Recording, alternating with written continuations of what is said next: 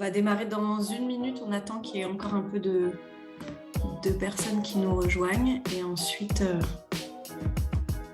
on démarre.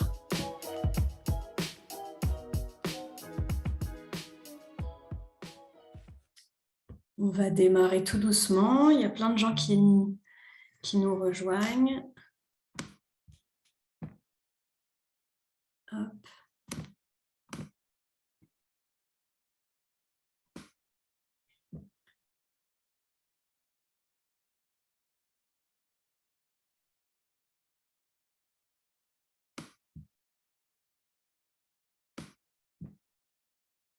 Allez, 47, on va démarrer. Les personnes qui nous rejoignent prendront en cours de route. Bienvenue à toutes et à tous. Vous êtes là déjà plus de 50, là, il me semble, en train de vous connecter pour ce second webinaire qu'on organise ce matin et qui est dédié à la question du financement des projets et des dynamiques collectives à impact systémique.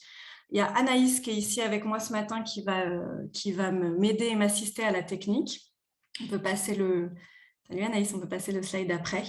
Je voudrais juste rappeler quelques éléments. Ce webinaire, il fait partie donc d'un cycle de webinaires qu'on organise. Il y en aura au moins 3 en 2022 et davantage en 2023, on espère. Et ce cycle s'inscrit dans le cadre, je le rappelle, d'une initiative collective qui s'appelle Racine et qui est portée par différents acteurs qui viennent de milieux différents et complémentaires et qui ont comme dénominateur commun l'envie de faire évoluer leurs pratiques à eux, ainsi que celles du secteur de l'innovation sociale sur la question du changement systémique. Donc, dans cette initiative, il y a bien sûr des organisations du secteur de la philanthropie, puisque quand on parle de financement, on a souhaité s'adresser et travailler d'abord autour de cet écosystème. Donc, il y a la Fondation Bettencourt-Schuller, la Fondation de France, la Fondation Entreprendre, le Fonds Entreprendre et Plus, BNP Paribas. Il y a l'ESSEC au titre de sa chaire d'innovation sociale et de philanthropie, Ticket for Change en tant qu'innovateur social et Ashoka qui coordonne l'initiative depuis maintenant 2 ans. Je suis ravie ce matin parce qu'on s'est rendu compte que vous étiez quasiment 50% à avoir été présents au premier webinaire sur la sélection et à revenir. Donc, ça veut dire que le sujet vous intéresse toujours et qu'on a encore des choses à dire. Donc c'est parfait. Peut-être sur la slide d'après, je repartage, pour ceux qui n'étaient pas avec nous, la slide d'avant, juste un petit mot sur l'état d'esprit de notre matinée, parce que c'est important de se dire que on n'est pas du tout dans une posture de parole d'experte descendante ici. Ce qu'on va plutôt vous présenter ce matin sont des témoignages de personnes qui sont en chemin sur la question du financement de l'approche systémique et qui ont fait un effort de formalisation et de conscientisation pour nourrir une conversation apprenante. Donc, loin de nous l'idée de présenter des vérités absolues ou des leçons ou des recettes toutes faites sur comment financer l'approche systémique du changement quand on est une organisation qui apporte du soutien et du financement. Au contraire, on est plutôt dans une démarche apprenante ici ce matin. Et donc, c'est important de le rappeler. Donc, vous allez découvrir deux personnes qui représentent 2 acteurs de l'écosystème avec 2 approches et 2 façons de faire différentes. C'est un choix qu'on a fait, un choix d'une certaine façon arbitraire de présenter ces deux projets. Bien sûr, je rappelle, il y a d'autres typologies d'acteurs qui existent avec des tailles, des thèmes, des enjeux différents qui interviennent aussi sur l'approche systémique. Et c'est pour cette raison qu'on va avoir un moment avec nos témoins, on va pouvoir leur poser des questions, mais ensuite on va vous proposer, à partir de quelques questions, un temps d'échange collectif pour que vous puissiez vous aussi partager vos pratiques dans vos organisations, qu'on puisse faire jouer l'intelligence collective et apprendre les uns des autres. Voilà. Et on va essayer au maximum dans ce webinaire de partager des bonnes pratiques et aussi les limites rencontrées par ces organisations. La dernière fois, je ne l'avais pas fait, donc je pense que c'est important cette fois-ci de vous donner quelques éléments de cadrage sur ce que nous, au sein de l'initiative Racine, on a essayé de définir comme le changement systémique. Donc, ça fait 2 ans, quasiment 3 ans qu'on travaille sur ce sujet-là. Et évidemment, le point de départ, c'est qu'il n'y a pas de définition institutionnelle du changement systémique. Donc, on a beaucoup essayé de chercher les différentes écoles à laquelle s'empruntait ce terme-là. Et on vous propose ici des éléments de définition. Donc, cette première définition, elle est proposée par l'initiative Racine et plus précisément par Arthur Gauthier, qui est le directeur de la chaire de philanthropie, qui écrit cela dans un article qu'on a écrit dans le cadre de l'initiative. Le changement systémique, c'est une rupture dans l'équilibre d'un système qui peut affecter la structure, les ressources, les règles du jeu, les relations de pouvoir, mais aussi les valeurs et les modèles mentaux qui fondent ce système. Si certaines ruptures peuvent être d'origine naturelle, elles sont souvent le résultat d'une intervention humaine plus ou moins délibérée. Et tout de suite après ça, il donne l'exemple de l'abolition de l'esclavage en France, qui a constitué un changement systémique majeur et qui a en fait nécessité des décennies d'action, d'activisme autour d'un mouvement abolitionniste composite, avec des révoltes d'esclaves, des contributions intellectuelles de premier plan, des batailles législatives et politiques, etc., etc. Et donc, à travers cet exemple, on se rend compte que cette définition, elle n'est peut-être pas tout à fait... elle est une partie de la réponse, mais qu'en fait, l'exemple nous dit que le changement systémique, c'est à la fois un résultat, la rupture qu'on veut atteindre, mais c'est aussi un chemin, une manière d'y arriver, en fait. Et donc, du coup, on va préférer, tout au long de ce webinaire et nous, dans ce qu'on propose, parler plutôt d'approche systémique du changement, parce qu'on trouve que le terme d'approche combine plus cette idée à la fois de résultat, de ce qu'on veut atteindre, mais aussi de chemin et de manière pour y arriver. Et un deuxième slide avec quelques éléments sur les dimensions qui nous semblent particulièrement importantes dans cette approche. On en a rassemblé 4 ici. D'abord, c'est l'idée, dans l'approche systémique, d'aborder, de reconnaître la complexité du monde et notamment d'un système en particulier. On va parler tout à l'heure du système éducatif, par exemple. L'idée, c'est de renoncer à cette vision très linéaire, prédictible et reconnaître la nature émergente, imprévisible, le fait qu'un système est la conséquence de plein d'interconnexions. Et donc ça, c'est un peu un point de départ quand on parle d'approche systémique. Cette approche, elle s'intéresse particulièrement à ce qu'on appelle les causes racines, les causes profondes qui sont à l'origine d'un dysfonctionnement de système. Donc, c'est ça qu'on cherche à creuser et à identifier dans cette approche-là. C'est une approche qui fait plutôt la part belle à ce qu'on appelle l'impact indirect. Je m'explique. On va parler d'impact direct quand c'est un impact qui correspond à un impact qui est généré par une organisation, par exemple, qui met elle-même une solution concrète en place pour atteindre un changement. Alors que plutôt, on va parler d'impact indirect quand on fait référence à l'impact qui va être généré par tout le reste d'un écosystème, que ce soit d'ailleurs des organisations ou pas, qui à leur tour vont chercher à faire advenir la même vision. Et donc, qui de façon indirecte vont participer à ce même mouvement de transformation pour essayer de créer une rupture, mais qui ne sont plus forcément la même et la seule entité.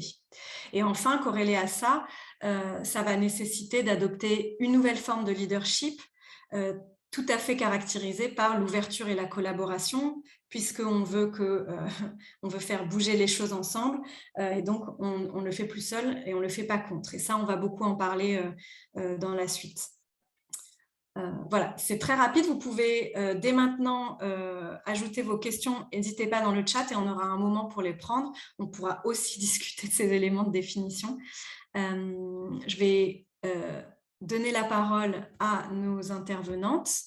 Je vous les présente rapidement. Donc, on a la chance aujourd'hui d'avoir avec nous Florence Rizzo, qui est la cofondatrice d'un projet que vous connaissez sous le nom de SynLab, qui depuis très récemment s'appelle École Humain et qui travaille à repenser l'expérience éducative des enfants, des plus jeunes, à travers la transformation de la façon de faire, la façon d'apprendre, la façon de transmettre des éducateurs et principalement des profs. Et on a avec nous également Marion Benamo, qui est responsable d'un programme particulier à la Fondation de France qui s'appelle Inventer demain, qui présentera ce programme et ses spécificités qui représentent particulièrement cette logique de soutien de l'approche systémique. Est-ce que, je ne vois pas tout le monde, est-ce que Florence est avec nous? Oui. Dans la salle. Extra. Super Florence, merci d'être là à l'heure après les dépôts à l'école. C'est le cas pour beaucoup, je pense. Bienvenue parmi nous. Florence, je te propose de démarrer peut-être en présentant École Humain pour que chacun d'entre nous puisse comprendre en fait et s'approprier le projet et de le présenter peut-être, enfin de présenter le projet sous l'angle de cette approche systémique, justement, en essayant de nous partager le besoin social, peut-être le dysfonctionnement de système que vous avez identifié, et du coup, peut-être un peu les leviers et les approches que vous avez décidé de mettre en place pour essayer justement de créer cette rupture, ou d'infléchir en tout cas ce qui se passe dans le système éducatif. Oui. Merci beaucoup, Sarah, pour cette invitation. Donc, je vais essayer de vous raconter effectivement à la fois la vision systémique qu'on a et puis le chemin, parce que c'est un chemin effectivement de transformation et il faut toujours avoir beaucoup de modestie sur ce chemin-là, parce que c'est des transformations de long terme qui demandent beaucoup de travail au quotidien et de remettre sur l'établi l'ouvrage. Donc nous, il y a 10 ans, on est parti d'un certain nombre de constats. Le premier, c'est qu'un enfant issu de milieux défavorisés en France a 4 fois moins de chances de faire partie des bons élèves. Donc on est le système éducatif le plus inégalitaire des pays de l'OCDE. Et puis, on a essayé du coup de réfléchir à qu'est-ce qui pouvait faire levier pour résoudre cette question-là. Et on a observé qu'il y avait beaucoup d'acteurs qui travaillaient sur les temps périscolaires, extrascolaires, mais que sur le temps scolaire, qui est quand même un temps qui fait partie du goulot d'étranglement par lequel vont passer en France l'ensemble des élèves de France, puisque l'école est obligatoire. Donc, on sait que c'est un temps qui, après la famille, va être le deuxième temps de scolarisation et de socialisation des enfants. Quand on regarde la littérature scientifique, on observe qu'un enseignant, en l'occurrence, a 30% d'influence sur la réussite d'un élève et un chef d'établissement 10%. Donc, l'effet cumulé de ces deux acteurs, c'est 40%. Et donc, on s'est dit qu'il y avait là, en fait, un levier de transformation intéressant, parce que quand on a commencé il y a 10 ans, on était tout petit, on l'est encore, mais un tout petit peu moins. Et en fait, on ne pouvait pas être derrière 12 millions d'élèves. Par contre, si on regarde les professionnels qui sont aux côtés de ces 12 millions d'élèves, ils représentent à peu près 870 000 enseignants, plus 20 000 à peu près chefs d'établissement. Donc, on a déjà une population qui, pour le coup, au quotidien, a une influence sur la réussite des élèves et avec lesquels on peut travailler de manière un peu plus forte. Et donc, on a commencé à travailler de cette manière-là, sur cette population-là, il y a 10 ans. Et en plus, par ailleurs, avec le constat que le système d'éducation français, 80% des écoles, en fait, sont publiques, 19% ce sont des écoles privées sous contrat, ce qui veut dire que les enseignants sont payés et accompagnés par l'État, et il y a 1% d'écoles privées hors contrat.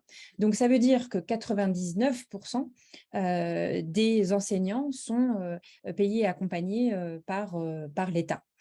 Ce qui veut dire que si on veut travailler sur un changement systémique, ça paraît difficile de le faire sans travailler sur ce cœur de population que sont les enseignants, qui sont gérés donc à la très, très grande majorité par l'État.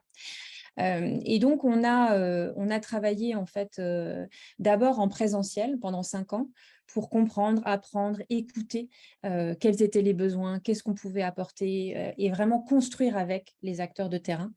Ça nous a permis d'apprendre beaucoup, de faire des erreurs, d'apprendre de nos erreurs et voilà, d'essayer vraiment de comprendre finement pas simplement, je dirais, ce qui est à la superficie des choses, mais aussi culturellement, profondément, ce qui permet en fait de faire bouger les lignes.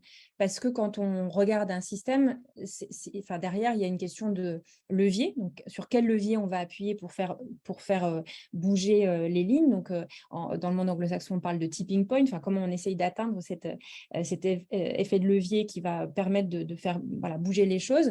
Mais il y a aussi des questions de changement de mentalité, changement culturel. Et donc là, ça suppose de comprendre finement quels sont les éléments en fait de cette culture et concrètement, les enseignants ont une culture professionnelle particulière en France qu'il fallait finement comprendre.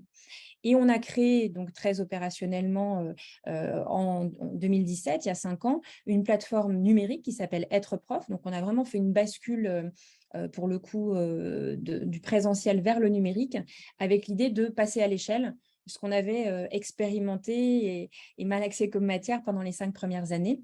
Et donc, la naissance d'être prof nous a permis en fait de développer une plateforme collaborative entre pairs de développement professionnel par et pour les enseignants, sur laquelle aujourd'hui, 5 ans après, il y a à peu près un enseignant sur 7, donc plus de 120 000 enseignants qui sont sur la plateforme et qui se forment et se développent avec nous. C'est une plateforme totalement gratuite. Les enseignants sont volontaires pour venir et ils y trouvent à la fois du soutien pédagogique et du soutien aussi humain. Parce que dans les constats qu'on avait faits, c'était à la fois qu'il y avait un besoin de renforcement des capacités, parce que les enseignants en France sont 3 à 4 fois moins formés que dans la moyenne des pays de l'OCDE qui réussissent bien.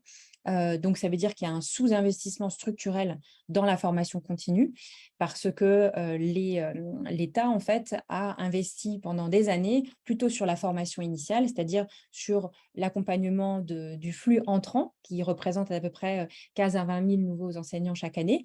Mais on a ces 870 000 enseignants qui sont fonctionnaires d'État et qui sont là pour 10, 20, 30, 40 ans. Et donc, il y a un vrai sujet de formation continue qui est beaucoup plus fort et beaucoup plus important que la formation initiale. Donc, vraiment, être prof permet permet de travailler en fait sur le renforcement des capacités pédagogiques des enseignants pour leur permettre notamment de mieux savoir gérer leur classe, parce que c'est une formation qui est quasiment inexistante en fait en France. On va transmettre la discipline, mais pas forcément travailler sur des questions de pédagogie. Donc voilà, comment on gère sa classe, comment on pose son autorité, comment on régule le bruit, comment on accueille des enfants à besoins particuliers qui peuvent être dyslexiques, en situation de grande pauvreté, qui peuvent être TDAH, qui peuvent être plein de choses.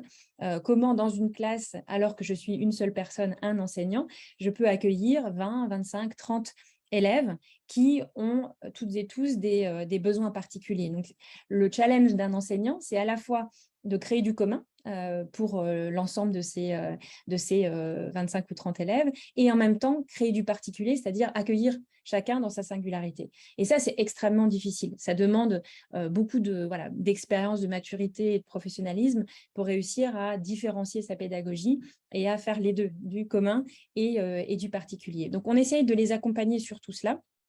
Et avec un modèle qui donc associe du contenu de formation et des temps d'interaction entre pairs de type classe virtuelle, webinaire, mentorat, qui vont leur permettre, sans se sentir jugés, d'être accompagnés pas à pas dans leur développement professionnel.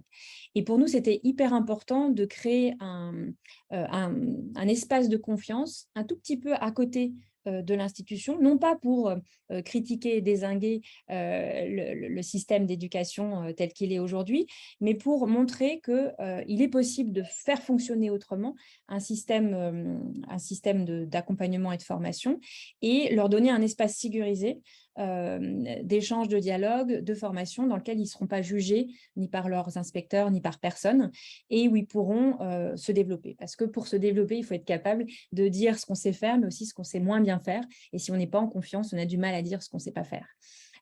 Donc voilà ce qu'on a créé comme premier outil de transformation. La deuxième chose, c'est qu'on s'est rendu compte pour accompagner la transformation d'un système d'éducation.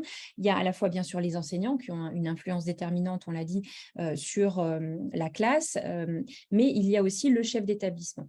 Et donc, on a créé en 2019 ce deuxième levier en fait d'accompagnement des chefs d'établissement, donc de ceux qui pilotent les établissements scolaires aujourd'hui. Ils sont à peu près, je le disais tout à l'heure, 20 000. Et aujourd'hui, sur ManageEduc, donc qui est notre deuxième outil opérationnel, on a à peu près un quart des chefs d'établissement français qui viennent se former et se développer avec nous, entre pairs, avec à la fois, pareil, des contenus, des webinaires, des ateliers qui leur permettent de mieux piloter un établissement. Quand on dit mieux piloter, c'est réussir à ce que l'élève soit toujours au cœur des préoccupations. Donc, comment on s'assure qu'il y a un bon climat d'établissement, comment on s'assure qu'on est capable de conduire des évolutions à l'échelle de l'établissement scolaire et comment on porte une ambition scolaire pour l'ensemble des élèves de l'établissement.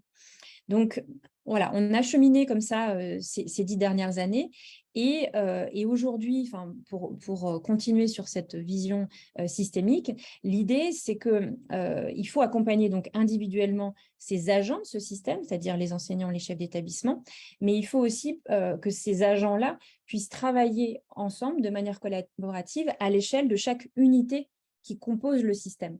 Le système d'éducation à la française, c'est 60 000 écoles, 60 000 établissements scolaires, 52 000 écoles primaires à peu près et 8 000 collèges et lycées. Donc, il faut réussir à ce que l'école change à l'échelle, à la plus petite échelle, qui est l'école en fait. Et donc, l'idée dans les années à venir, ça va être de travailler sur ce périmètre-là de l'établissement scolaire pour que enseignants et chefs d'établissement, plus l'ensemble des autres équipes éducatives, puissent s'aligner sur ce qui peut faire amélioration continue de l'école pas après pas à l'échelle du territoire spécifique dans lequel ils sont. Parce que quand on est en zone rurale, on va avoir des questions peut-être de mobilité et d'ambition scolaire. Quand on est dans un quartier difficile d'une banlieue, peut-être qu'on va avoir plus de problèmes de violence, d'incivilité, de laïcité ou que sais-je. Et donc, l'idée, c'est de faire confiance et de donner la capacité d'agir aux acteurs de terrain pour qu'ils puissent être les moteurs en fait, de cette transformation. Parce que la conviction qu'on a, c'est vraiment une vision ascendante du changement. C'est Crozier qui disait « on ne change pas une société par décret ». Et globalement, ces mutations culturelles et sociétales viennent en général de manière plus profonde et plus impactante par la base. En fait. Donc, l'idée, c'est d'organiser à bas bruit cette transformation en travaillant sur l'empowerment de ces agents, quelque part, qui constituent le système d'éducation. Et donc, pour finir, l'idée, quand on porte une organisation comme la nôtre, c'est à la fois de montrer que c'est possible, et en même temps d'influencer l'évolution des politiques publiques d'éducation. Un bon exemple de transformation, c'est Unicité, qui pendant pas mal d'années était seule à porter ce service civique. Et puis, progressivement, a réussi à faire alliance avec d'autres organisations et à porter une loi sur le service civique pour que ça devienne un vrai service public et une vraie politique publique. Et je trouve que cet exemple est assez probant. Et nous, dans cette même idée, ce qu'on essaie de faire bouger, c'est la politique publique de formation des enseignants, à la fois pour qu'elles soient mieux dotées, parce qu'aujourd'hui, c'est le rapport du Sénat qui le montre, c'est à peu près 87 €, en tout cas sur le premier degré, qui est investi par an par enseignant, donc c'est extrêmement faible. Et si on regarde par rapport aux autres pays de l'OCDE, on sous-investit de manière dramatique. En nombre d'heures, un enseignant de l'école primaire en France a 18 heures de formation obligatoire. En Suède ou à Singapour, c'est 100 heures. Donc voilà, donc il y a vraiment un besoin que la politique publique se dote de financement pour accompagner l'ensemble des enseignants de France. Et puis, s'organise aussi différemment parce qu'aujourd'hui, c'est une formation qui est extrêmement centralisée et qu'il faut réussir à décentraliser pour qu'elle soit dans les mains des établissements scolaires, en proximité, pour répondre vraiment aux besoins des acteurs de terrain. Parce que si on fait un grand plan national de formation, ça va permettre plutôt d'informer sur la dernière réforme, mais pas de former chacune en fonction du besoin spécifique qu'il a. Parce qu'on peut être très fort, par exemple, si on est professeur des écoles en maths et un peu moins en français ou vice-versa, avoir besoin de se développer sur l'accueil spécifique d'enfants dyslexiques ou avoir besoin de se développer sur, je ne sais pas, la pratique de régulation des conflits ou des comportements perturbateurs.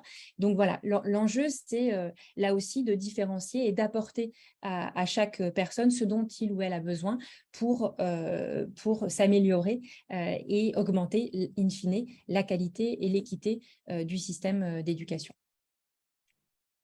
Merci Florence, merci pour cette présentation courte, synthétique, qui pose bien, je pense, plusieurs éléments sur l'approche systémique. Juste, je reprends quelques points que tu as mentionnés.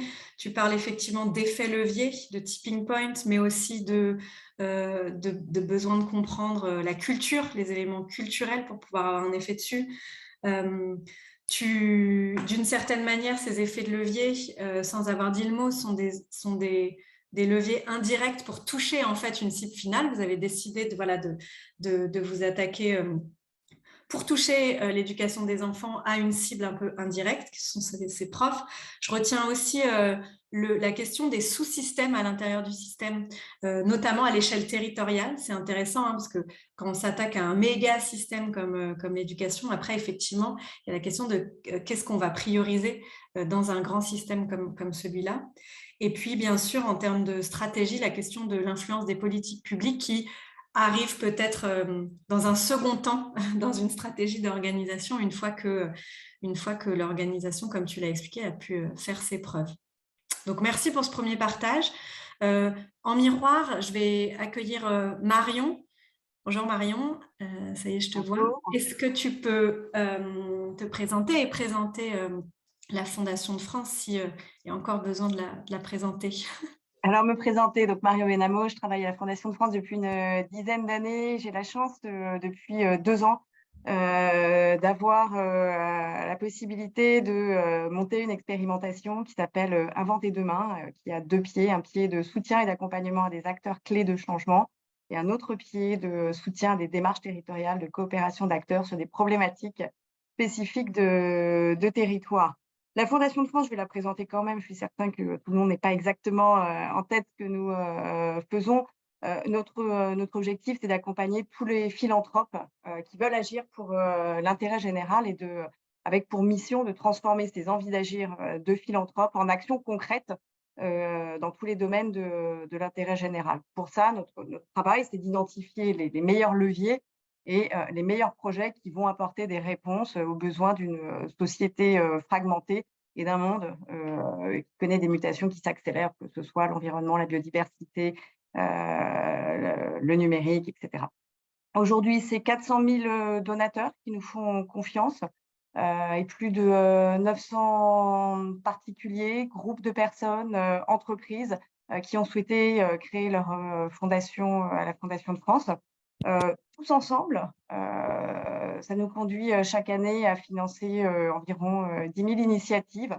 Et j'insiste sur ce tous ensemble parce que nous avons de plus en plus la conviction que c'est collectivement que nous pouvons bouger les choses, que c'est collectivement que nous pourrons en développant une approche plus stratégique, plus systémique de la philanthropie, contribuer à construire un monde plus apaisé, plus solidaire et plus durable. Merci Marion pour cette présentation ou représentation pour ceux qui connaissaient déjà. Peut-être une première question, la même pour chacune de vous. Florence, je vais te laisser démarrer. Un peu concrètement, en pratique, pour démarrer, tu as un peu expliqué le projet et donc tu as un peu montré ce qui différencie une organisation qui vise un impact systémique d'une autre organisation, mais du coup, quels sont les besoins de soutien en fait? Et du coup, en miroir, d'une certaine manière, à quoi doit s'attendre une organisation comme par exemple une fondation qui va vous soutenir, de quoi vous avez besoin. Et je le dis pour l'audience, enfin, en préparant, je me suis dit que j'allais le dire de manière non politiquement correcte, mais je pense que c'est important. Qu'est-ce qu'on attend d'une fondation, à la fois en termes de soutien financier et pas que dans ce type de projet, quoi. Alors, la réponse, elle va être différente si je reviens à il y a 10 ans ou maintenant, évidemment. Il y a 10 ans, on n'était vraiment rien de chez rien, puisque j'ai commencé, il y avait rien. Et donc, quand on commence avec une association, on n'a pas la possibilité d'accéder à des financements publics, pas la possibilité d'accéder à des fondations d'entreprise qui en général demandent d'avoir un track record, une antériorité. Et donc, moi, c'est grâce aux fondations familiales que j'ai réussi à commencer à expérimenter ce qu'on avait dans la tête. Et cette confiance-là, qu'on a eue notamment de la Fondation Bettencourt et de la Fondation Bellon, a été extrêmement importante pour nous permettre de faire nos premiers pas. Et c'est courageux de la part de ces fondations-là de commencer à financer un projet qui n'existe pas, enfin, qui est vraiment à l'échelle embryonnaire.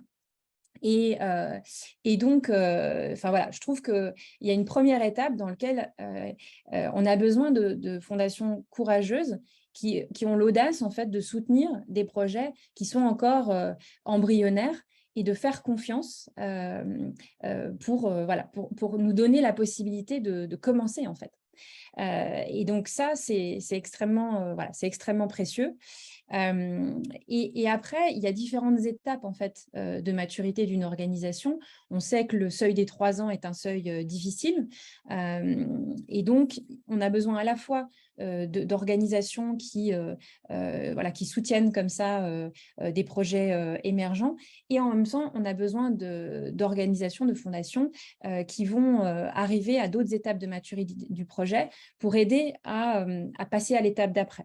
Et donc, il y a des fondations, je pense notamment à la fondation Alpha Omega, qui a des approches assez rigoureuses de type, où ils font des due diligence, donc des investigations assez fortes, audit RH, financier, etc., pour voir si on a le potentiel, si notre vision stratégique est atteignable. Et après, quand ils y vont de manière très forte et dans la durée. Et ça, dans la durée, en fait, il est hyper important parce que quand on porte des projets comme le nôtre chez Ecoluma, c'est des projets long terme. Sur la question de la transformation de l'éducation, c'est totalement illusoire de se dire qu'on peut changer les choses en 1 an, en 2 ans, même en 3 ans. On a besoin, en fait, de pouvoir justement être contracyclique par rapport au gouvernement et plus stable quelque part que les ministres de l'Éducation qui vont se succéder. Les ministres de l'Éducation, en général, on en a un tous les 2 ans.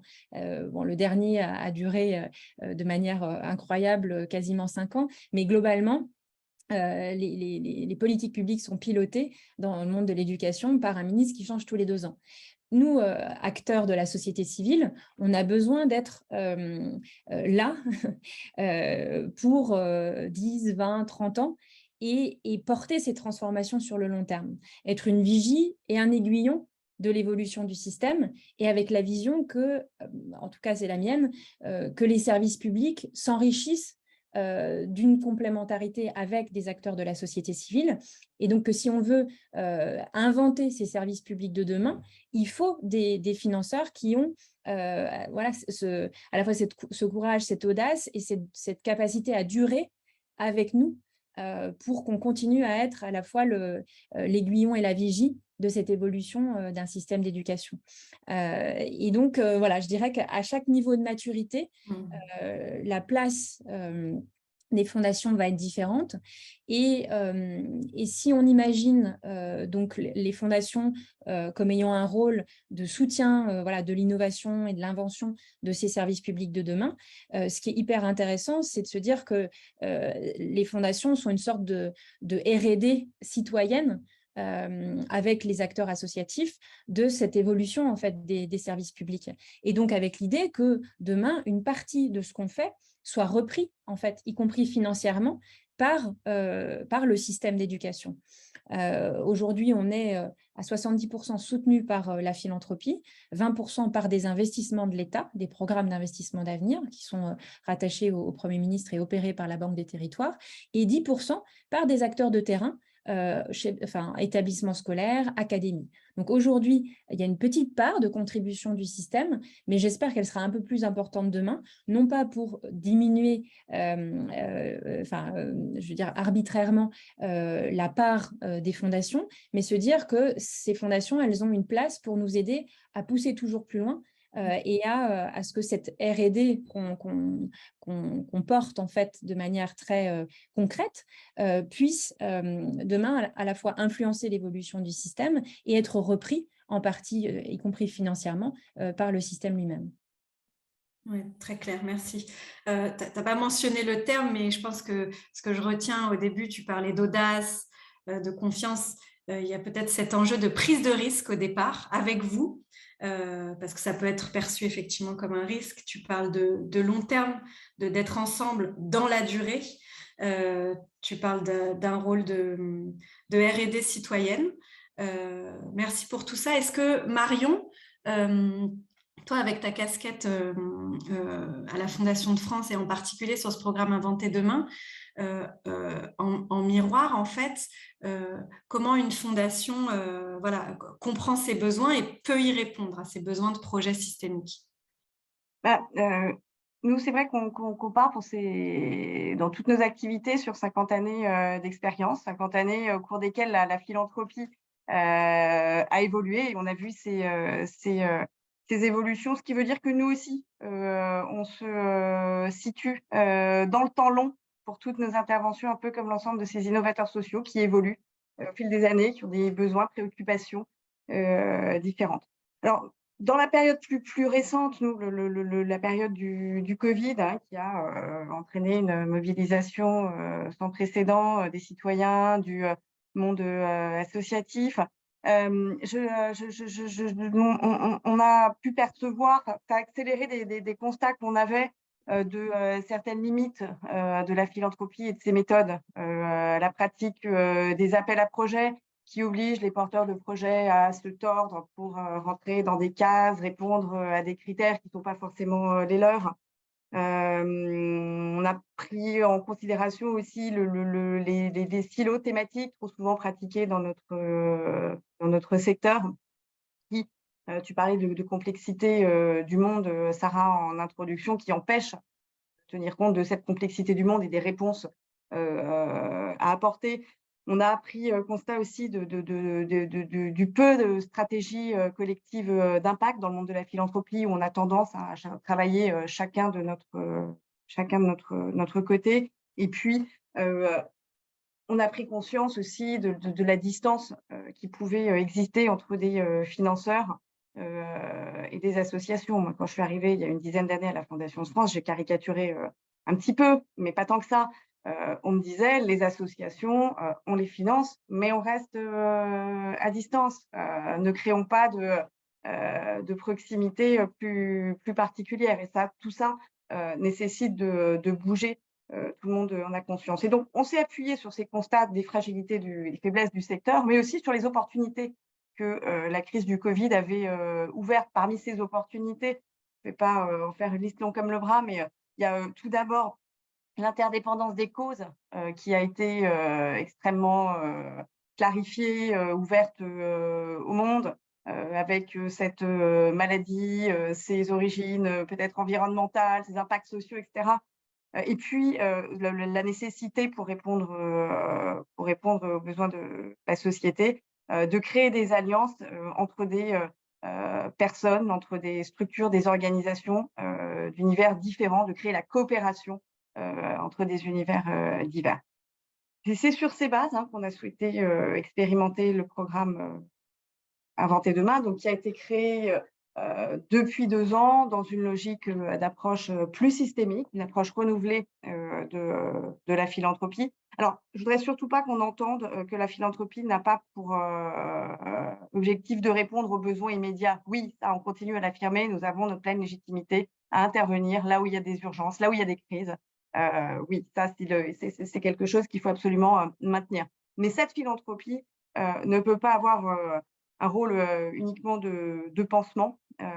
Et Florence évoquait le rôle de R&D de la philanthropie. La philanthropie peut être elle-même avoir une vocation d'actrice de changement qui permet de soutenir les évolutions les nécessaires évolutions de la société et des mentalités.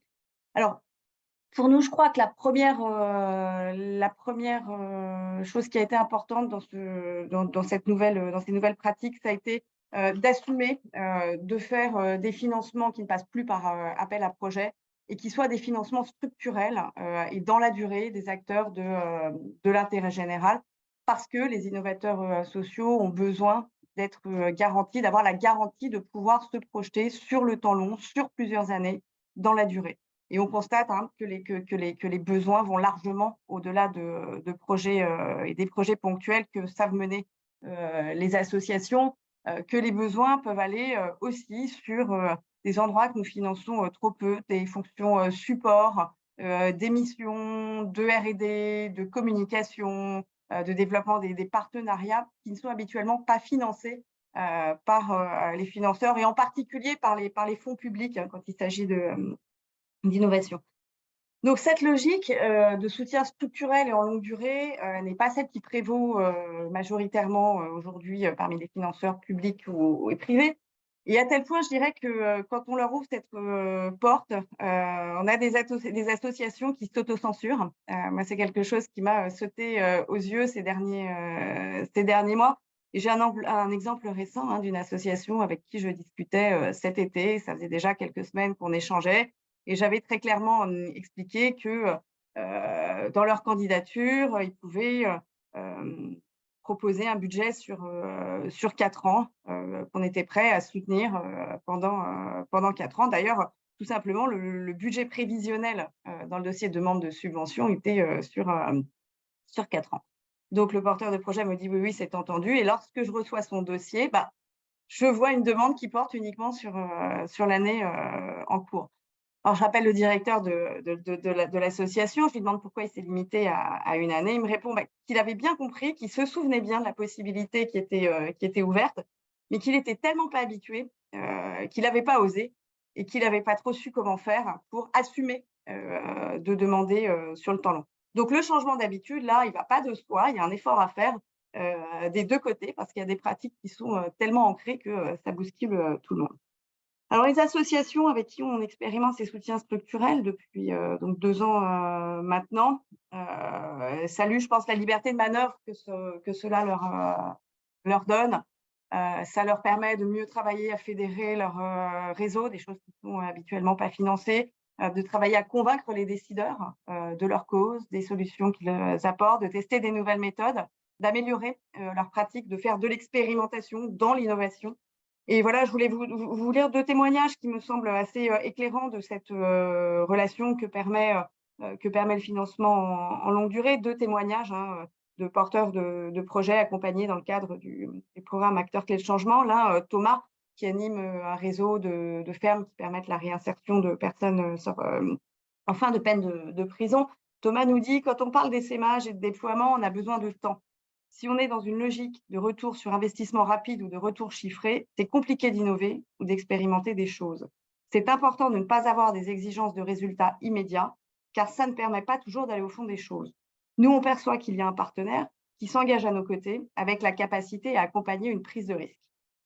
Ça, c'est un premier témoignage. Et puis, je voudrais citer le témoignage de Diane, qui est parmi nous, je crois. Diane qui a qui anime le réseau des petites cantines, qui nous disait récemment: pour moi, le financeur idéal, c'est celui qui accepte de cogiter avec nous sans être intrusif, qui laisse le temps au temps, qui accepte l'échec. Dans les grands succès de l'économie de marché, il y a des choses qui ont pris plus de 10 ans d'échec avant de devenir des fleurons. Pourquoi devrait-on réussir immédiatement quand on fait de l'innovation sociale? Et là, je crois que Diane nous pose vraiment une bonne question dans le changement de regard qu'on peut avoir sur ce secteur. Voilà, donc pour nous, ce soutien dans la durée, ce soutien en se disant on va accepter de prendre des risques, parfois pas toujours savoir ce qui va se passer dans les associations, ça nécessite d'accepter de construire nos programmes d'intervention, nos programmes de soutien en marchant, de ne pas tout prévoir à l'avance, d'accepter d'évoluer avec les porteurs de projets, dans le dialogue permanent et dans la confiance mutuelle. Merci beaucoup Marion, tu partages beaucoup de choses déjà. Chacun retiendra, voilà, je retiens moi effectivement la notion de droit à l'expérimentation, de droit à essayer, se tromper, le fait d'être avec, à côté. Et justement, pour rebondir là-dessus, peut-être vous avez déjà pas mal partagé, mais pour compléter, justement, comment est-ce qu'on fonctionne ensemble, fondation, projet, pour viser un impact systémique? Cette notion-là d'être ensemble à côté, comment elle se matérialise? Quel rôle peut avoir une fondation à côté d'un projet comme toi, par exemple? Florence, est-ce que tu as peut-être des exemples à nous partager dans tes relations? Alors, c'est sûr que les relations partenariales avec des fondations comme la Fondation de France, dans le cadre du programme Acteurs Clés de Changement, sont hyper fructueuses et hyper intéressantes parce que déjà, il y a la volonté de la Fondation dans ce programme-là spécifique de soutenir, comme Marion vient de le dire, de manière long-termiste et avec un haut niveau de confiance, et avec Marion en l'occurrence, qui fait un gros travail à la fois d'accompagnement, mais aussi de suivi, où ça repose en partie sur des temps d'interaction, et on ne nous demande pas de remplir des tas de dossiers pour rentrer dans les cases de la fondation. C'est Marion qui fait tout le travail de liens, d'explicitation, et ça, c'est hyper précieux. Donc, après, toutes les fondations ne peuvent pas faire ce même travail-là parce que ça suppose d'avoir des salariés. Donc, je dirais que le spectre est très large du type de relation qu'on peut avoir.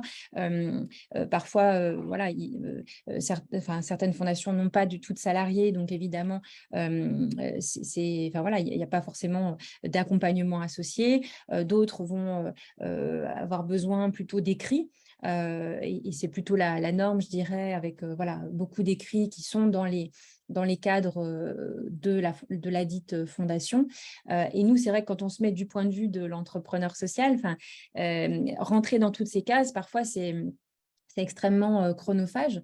Donc, il y a une vraie question à la fois, qui serait pour nous de stabiliser des documents communs qui sont des documents légitimes de reporting, à la fois de l'action et de l'utilisation et du bon usage de nos financements.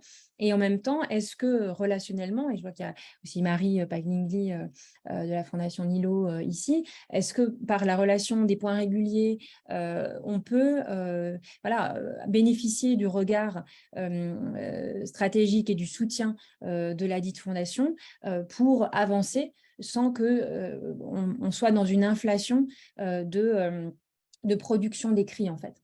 Et donc, voilà, je pense que en tout cas, ce qui nous fait progresser, ça va être les interactions, voilà, notamment avec les fondateurs qui peuvent avoir un regard distancié, et comme ils voient beaucoup de projets, du coup, nous permettent de progresser, et avec un questionnement, pour moi en tout cas, sur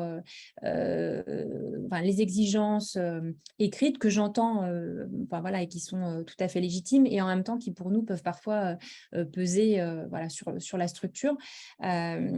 Donc voilà. Et après, ce que je peux expliquer, c'est peut-être des mécènes un peu particuliers qui sont peut-être un peu plus atypiques. Là, par exemple, il y a un chef d'entreprise nantais qui a décidé en fait de créer une fondation actionnaire. Donc, ça veut dire qu'il a cédé une partie des parts de son entreprise à une fondation et donc c'est la fondation qui est finalement propriétaire en partie de son entreprise. Et ce qui est intéressant en fait là, c'est qu'on a un entrepreneur vraiment qui est à la tête et qui comprend les dynamiques entrepreneuriales, qui a souhaité donner de manière non fléchée, de manière transversale pour toute l'organisation et sur le long terme. On sait souvent qu'il y a vraiment, soit on finance l'organisation, soit on finance le projet, un des projets de l'organisation. La culture française est plutôt dans un soutien au projet, à un des projets, et la culture anglo-saxonne va plutôt être je caricature un peu, hein, vous me pardonnerez, mais de financer une vision stratégique et une organisation. Et pour nous, en France, c'est extrêmement précieux d'avoir en fait des entrepreneurs à la tête de fondations qui vont comprendre la nécessité en fait d'accompagner cette dynamique entrepreneuriale et de le faire encore une fois de manière non fléchée, transversale et sur le long terme. Et j'ai un autre exemple en tête. Pour le coup, c'est là aussi un entrepreneur d'un groupe de médias qui a aujourd'hui c'est une PME de 150 salariés qui n'a pas de véhicule structuré de type fondation et qui, lui, a décidé de le faire au titre de son entreprise pour contribuer en fait à aligner la raison d'être de son entreprise qui travaille sur les questions de médias jeunesse et production de livres pour enfants, en travaillant avec nous et en soutenant en fait le développement de notre organisation sur les années à venir. Et en fait, évidemment, les types de relations qu'on peut nouer sont différentes aussi, bien sûr, en fonction des attentes du partenaire. Est-ce que c'est une attente juste qu'on augmente l'impact? Est-ce qu'il y a une attente pour certaines fondations d'entreprise de communication externe ou au contraire de communication interne et de valorisation des compétences des collaborateurs? Donc, le spectre des relations partenariales est assez large et va dépendre des attentes finalement du partenaire. Donc nous, on essaye de s'adapter aux besoins et aux attentes de chacun des partenaires. Mais les collaborations qui nous emmènent le plus loin, je pense que c'est toujours quand il y a un alignement sur la vision, c'est-à-dire est-ce qu'on partage profondément la vision de changement et de la confiance sur les moyens et les leviers à enclencher pour atteindre cette vision stratégique. Ça, c'est là où on noue les relations partenariales les plus fructueuses, selon moi. Extra, merci pour ce résumé à la fin. Marion, peut-être que tu peux rebondir justement. Donc, on est passé directement un peu là sur les pratiques et les postures qui favorisent le soutien de ces approches systémiques. Marion, peut-être rebondir assez directement sur cette notion de relation dont parle Florence, et peut-être un deuxième élément dont tu as parlé, Florence. Tu as parlé de reporting, en fait. De cette pratique-là. Marion, est-ce qu'avec le projet Inventer demain, est-ce que vous testez des choses, vous faites des choses en particulier sur lesquelles tu pourrais nous partager des éléments? Oui, sur les questions de relations, de création de confiance, d'avoir un positionnement qui ne soit pas au-dessus d'eux, mais aux côtés d'eux, c'est quelque chose qu'on essaie de construire dès les premiers temps de relation. Dès le premier contact, on va établir un dialogue qui va être parfois l'occasion de pousser nos interlocuteurs à s'autoriser parfois à aller plus loin dans l'expression de leur volonté de changement, à se lâcher, alors que parfois, là aussi, il y a des autolimitations d'associations qui pense qu'on n'a pas envie d'entendre ça, etc. Donc, vraiment, être dès le départ dans le dialogue, confirmer aux associations qu'on est venu chercher on est venu les voir parce qu'on croit qu'elles ont quelque chose à porter et qu'elles ont quelque chose à développer. Donc, les pousser pour s'autoriser à aller plus loin dans cette expression du changement qu'elles recherchent. Alors ça passe par, si je compare avec la pratique habituelle qu'on a dans nos programmes avec des appels à projets, d'habitude, avant un soutien, quand on a un porteur de projet, on a un temps ensemble au moment de l'instruction, d'échange sur le projet et avec l'association. Là, j'ai fait le calcul, on a entre 3 et 13 temps d'échange avant le dépôt d'un dossier et le financement de l'association. Donc là, on est dans une relation qui est déjà beaucoup plus engagée. Lors du processus d'instruction lui-même, où on mène systématiquement un ou plusieurs entretiens avec les associations avant de les financer, ça c'est une pratique systématique que nous avons.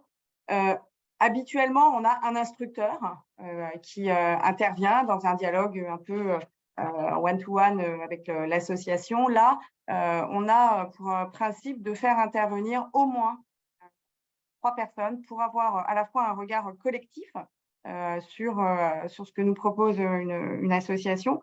Donc, toujours embarquer des interlocuteurs en interne de la Fondation de France. Alors, ça peut être mes collègues qui sont en charge d'une expertise thématique, ça peut être des bénévoles qui interviennent soit sur un territoire, soit au niveau national. Ça peut être aussi des fondations abritées, puisqu'on souhaite pouvoir coopérer avec des fondations abritées dans cette là, et que c'est parfois des fondations abritées qui viennent nous présenter une association. Bref, dans cette logique où on est plusieurs autour de la table dès le départ, c'est l'occasion de débuter aussi, pour ceux qui sont moins dans le programme, une relation de conseil et de mise en réseau. Parce qu'avec le financement, on va mettre en place un suivi un petit peu particulier qui permet de déployer ce travail relationnel. Au travers d'entretiens trimestriels d'1 heure en visioconférence. Inventer demain, c'est un programme qui est né pendant le Covid, qui a été conçu pendant le premier confinement, qui s'est développé pendant le deuxième confinement. On n'a pas eu le choix, on a fait en visioconférence et ça nous a aidés. Ça nous a proposé des outils qui nous permettent de travailler de façon plus souple encore aujourd'hui. Donc, des entretiens trimestriels d'1 heure avec chaque acteur clé de changement que nous soutenons, au cours desquels on va de façon assez libre, sans programme prévu, sans avoir demandé une préparation plus spécifique au préalable, pouvoir aborder toutes les actualités de l'association. Alors, qu'est-ce qui s'est passé depuis ces 3 derniers mois, aborder toutes ces interrogations, aborder ces difficultés. Donc, lors de cet entretien qui réunit à la fois le porteur de projet, mais aussi potentiellement plusieurs personnes de la Fondation de France ou de Fondation abritée. Là, l'idée, c'est d'avoir une posture qui soit orienté vers le partage de connaissances, vers l'ouverture de réseaux, de carnets d'adresses, vers l'ouverture de pistes de réflexion, vers l'ouverture de connexions avec d'autres, la recherche de solutions, davantage que sur une attitude de contrôle. Parce que ces entretiens trimestriels tiennent également lieu de reporting. Et c'est là qu'il y a quelque chose de différent qui se joue. Quand on soutient une association de façon structurelle, on n'a pas besoin de rapport d'activité sur le projet, de bilan spécifique, puisque de toute façon, l'association va produire un bilan annuel de son activité, va produire des comptes certifiés, donc on n'a pas besoin de réfléchir projet par projet. Et donc, on préfère faire ce reporting dans ce dialogue. Alors, ça non plus, ça ne va pas spontanément de soi, ni d'un côté, ni de l'autre, pour qu'on soit dans une relation vraiment de confiance où on se dit les choses, et en particulier les difficultés. Il faut souvent que les associations arrivent à baisser la garde vis-à-vis de nous et ne nous voient plus simplement comme des financeurs, mais comme des partenaires qui sont engagés à leur côté. Et changer ce regard, ça va prendre du temps et de l'investissement. Et tu en témoignais, Florence. Il faut souvent plusieurs mois pour que les associations se sentent à l'aise, n'hésitent plus à s'ouvrir. Et pour nous, ça nécessite de donner des gages. Et cette inversion de la charge du travail qui pèse sur les bilans, justement, que nous assumons, nous assurons la rédaction de ces comptes rendus trimestriels, nous assurons le suivi des actions qui en résultent, et ce sont les associations elles-mêmes qui valident ces comptes rendus. Et on inverse là complètement la relation habituelle entre un financeur et un financé, dans laquelle c'est toujours les porteurs de projets qui soumettent les documents à notre contrôle. C'est beaucoup de temps. mais ce n'est pas un temps perdu parce que c'est le temps qui permet de gagner la confiance et qui nous permet aussi de gagner du temps sur l'activité de contrôle. Comme je disais, moi, ça fait 10 ans que je fais ce travail, que j'ai beaucoup contrôlé aussi. Dans 99% des cas, on est face à des gens qui sont honnêtes, des associations qui sont engagées au service d'une cause, et dans 99% des cas, il n'y a pas de problème.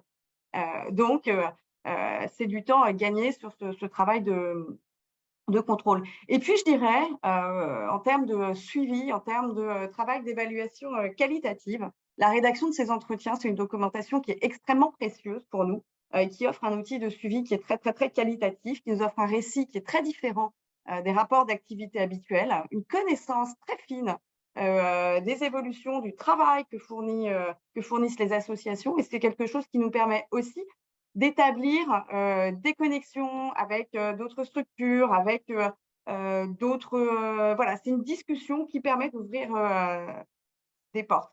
Moi, une de mes plus grandes satisfactions, je crois, sur ces 2 dernières années, c'est quand j'ai entendu une porteur de projet qui me disait, quand je lui demandais de qualifier ce qu'était pour elle notre travail ensemble, elle me disait la relation partenariale, pouvoir vous parler librement de tout sans jamais se dire qu'on va être pénalisé. Pour nous, c'est être des réseaux et des cerveaux complémentaires. C'est un confort que je n'ai jamais rencontré avant. Voilà un petit peu sur une pratique qu'on a pu mettre en place dans ce changement de posture. Excellent. Est-ce que avant je vois l'heure qui tourne, est-ce que rapidement, Marion, pour clôturer cette phase de témoignage, tu peux partager une autre pratique assez singulière? Je te demande ça parce que je pense que justement elle est originale et on la voit pas tous les jours, sur la question de la dimension collective. En fait, vous avez une approche qui permet de rassembler tous ces porteurs de projets plutôt que simplement les soutenir chacun un à un dans leur ligne de piscine. Est-ce que tu peux rapidement nous raconter ça? Oui, alors dans Inventer demain, on soutient des projets qui sont très différents, qui sont de nature différente, qui travaillent sur des secteurs différents. Et le pari qu'on a fait, c'est de se dire que malgré tout, ces structures auraient des choses à partager. Donc, on impulse une communauté sur laquelle j'insiste que nous sommes partie prenante fortement, à une double dimension. D'abord, c'est une communauté qui sans nous n'existerait pas. C'est nous qui la finançons, c'est nous qui l'animons, c'est nous qui l'organisons. On en est la colonne vertébrale. Deuxième chose, c'est qu'on se sent, au-delà de la colonne vertébrale, comme membre à part entière de cette communauté. C'est-à-dire que la Fondation de France, quand on se réunit, on se met en position d'acteur clé de changement comme les autres. Nous aussi, dans cette période un peu de révolution de nos pratiques, on est en situation d'apprentissage avec les autres. On est confronté à des questions qui peuvent aussi se poser aux associations dans la mise en œuvre de notre propre stratégie de changement. Donc, ce qui est essentiel pour moi, c'est de se sentir pleinement membre de cette communauté, d'en tirer aussi beaucoup, de co-construire tous les programmes d'échange avec les associations, les programmes, les formats d'échange, et de nous nourrir de ces apports. Pour dire comment on fonctionne, je ne vais pas détailler, on se réunit tous les mois en visioconférence où chacun a l'occasion, tour à tour, d'exposer sa stratégie de changement. C'est l'occasion pour les uns et les autres de se mettre, je dirais, dans les chaussures de l'autre, d'établir des passerelles, de challenger les camarades de façon constructive pour progresser. Tous les 6 mois, on se réunit pendant 2 jours ou 3 jours pour travailler là, tous ensemble, sur des sujets qui sont proposés collectivement, et approfondir des dimensions qui nous semblent importantes, que ce soit les questions de coopération, de modèle économique, d'évaluation, de stratégie, de changement d'échelle. C'est vraiment des temps de travail qui sont une occasion de capacitation collective, d'apprentissage conjoint. Et je dois dire que c'est aussi pour nous l'occasion d'avoir des porteurs de projets avec qui on a créé cette relation de proximité et de confiance, de les mettre à contribution pour bénéficier de leur expertise pour asseoir notre propre stratégie. Donc, on a toujours des temps où les acteurs clés de changement sont mis en situation de nous nourrir, de nous faire progresser. Je crois que c'est quelque chose dont personne ne se plaint pour l'instant, et qui est même plutôt apprécié. Bref, dans toutes nos relations, vraiment, moi, ce que je dirais, hein, c'est de mettre au cœur le partenariat et la coproduction qui nous aide à construire une philanthropie qui soit beaucoup plus respectueuse des associations et des conditions souvent très contraintes et très difficiles dans lesquelles elles agissent. Voilà, faire confiance à la créativité, faire confiance à la contribution des associations. Je crois que c'est le cœur pour nous permettre de renouveler nos pratiques de philanthropie. Merci beaucoup, très concret. Et je peux témoigner effectivement de cette logique de participation d'associations à laquelle la Fondation de France demande de participer pour co-construire la stratégie, puisque j'y étais, donc fort intéressant. Il y a des questions qui arrivent. Peut-être une première question. Comment on fait basculer un mécène d'une logique tout à fait one-shot à une logique de partenariat? Qu'est-ce qui se passe peut-être, par exemple, en interne, Marion? Je ne sais pas s'il y a des éléments à partager. Je crois d'abord on est en train d'y travailler, donc dans l'initiative Racine, à convaincre, à créer cette culture de l'approche systémique, de la longue durée. Tout à l'heure, Florence intervenait en disant oui, il y a des petites fondations qui ne peuvent pas faire comme ça. La Fondation de France, elle fait ça parce qu'il y a des salariés qui ont le temps de le faire, etc., etc. Je dirais la Fondation de France, elle peut le faire, mais ces fondations qui voudraient trouver l'appui de ceux qui peuvent le faire, ça peut être une occasion justement de les convaincre de ce travail. Celles qui n'ont pas le temps, celles qui ont moins d'argent, en venant travailler ensemble, en misant sur le collectif, ça peut être une incitation à travailler dans cette logique beaucoup plus structurelle. Je crois que Jean-Baptiste, hein, tu mettais dans le chat que cet après-midi, nous avons ensemble un entretien avec une association, typiquement avec le fonds Entreprendre Plus, où on a des moyens qui sont très différents, pas de même nature. On se répartit un petit peu le rôle dans le travail de financement, d'accompagnement. On a des temps de partage commun et on progresse ensemble. Et je crois qu'on en est plutôt satisfait. Travailler en complémentarité avec d'autres organisations, ce qui nécessite... Voilà, et je pense que c'est aussi un plaisir de pouvoir échanger et que ça peut attirer des mécènes dans cette logique. On a quelques fondations abritées avec qui on travaille bien dans cette initiative. Est-ce que tu peux juste repréciser combien de projets sont en accompagnement en ce moment dans le programme, juste pour question technique? Question technique, aujourd'hui 20, ils seront 24 ou 25 à la fin de l'année et on va arrêter de prendre de nouveaux projets. Pour deux raisons. Ce travail d'accompagnement, il faut effectivement de la main-d'œuvre pour le faire. Et puis un groupe, il ne va pas vivre en s'étendant sans limite. Et puis, le travail qu'on a mis en œuvre depuis 2 ans sur Inventer demain, c'était un travail un petit peu précurseur pour inspirer la nouvelle stratégie des missions sociales dont s'est dotée la Fondation de France. Et je crois pouvoir dire que demain, toutes les activités de la Fondation de France permettront d'être dans cette logique à la fois structurelle, d'accompagnement et de dimension collective. Très clair. Florence, il y a plusieurs éléments qui reviennent. Enfin, Florence et Marion, mais je me tourne vers toi d'abord, Florence. La place de la mesure d'impact dans l'approche systémique. Ça revient à chaque webinaire. Donc, nous allons, je pense, organiser sûrement en 2023 un webinaire dédié à la question de la mesure d'impact.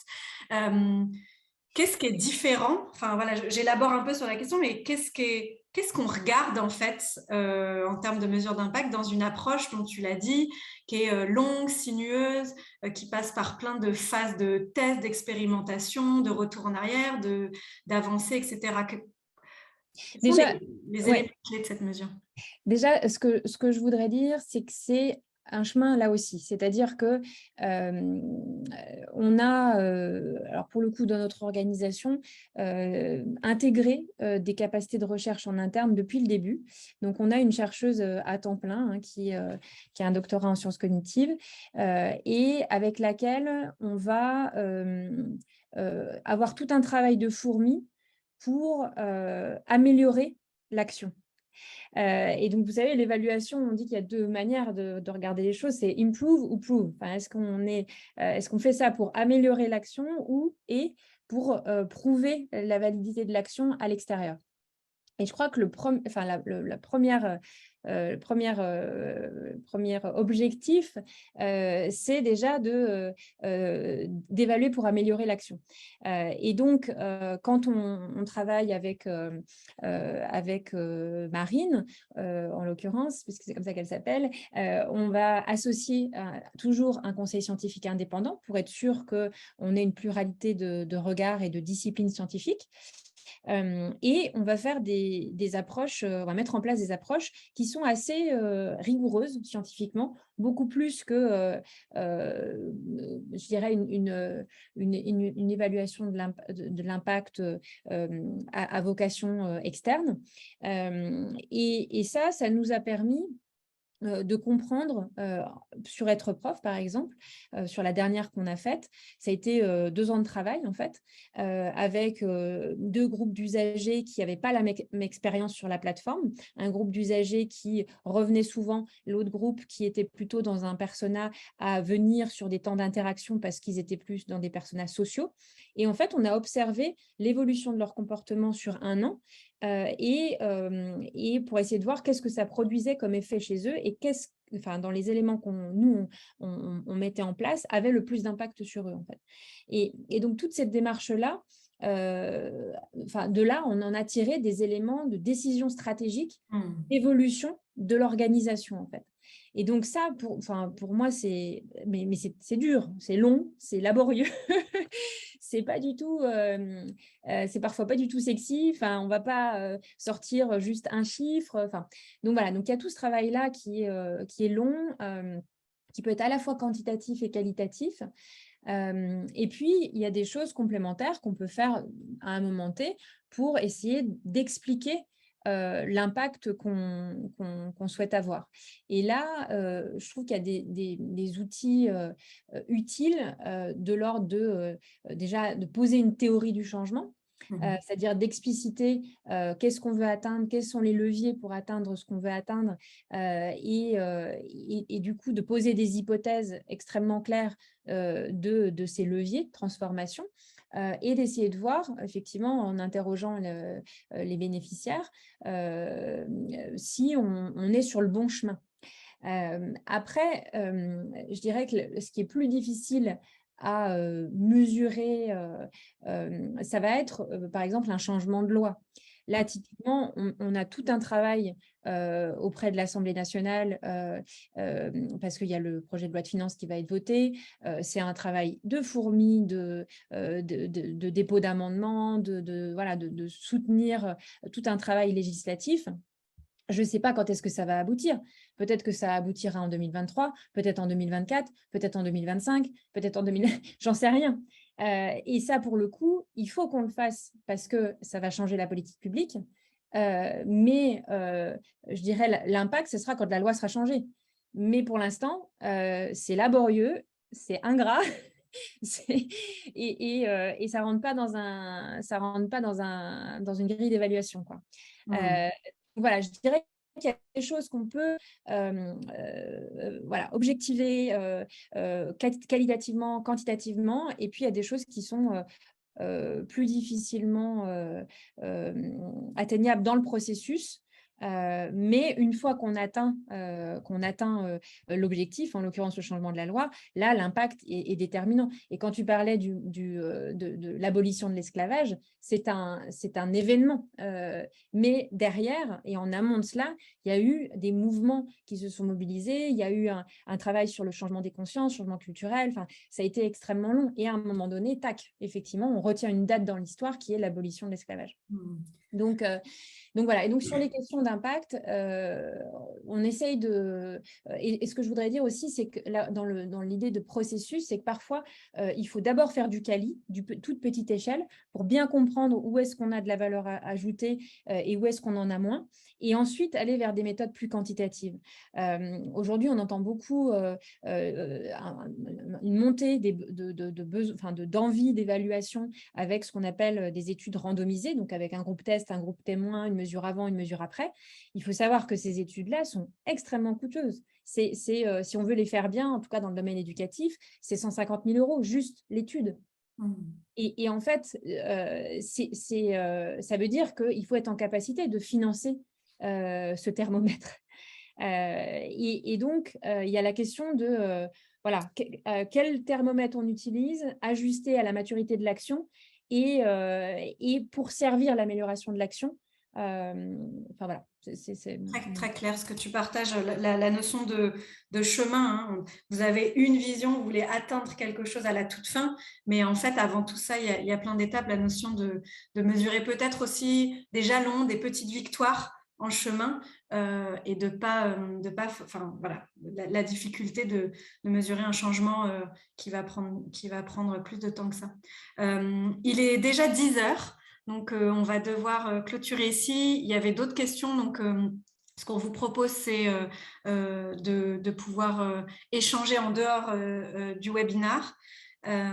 C'était très très riche, on a partagé plein de bonnes pratiques, plein de choses qui sont testées, on va dire. Un grand merci à toutes les deux.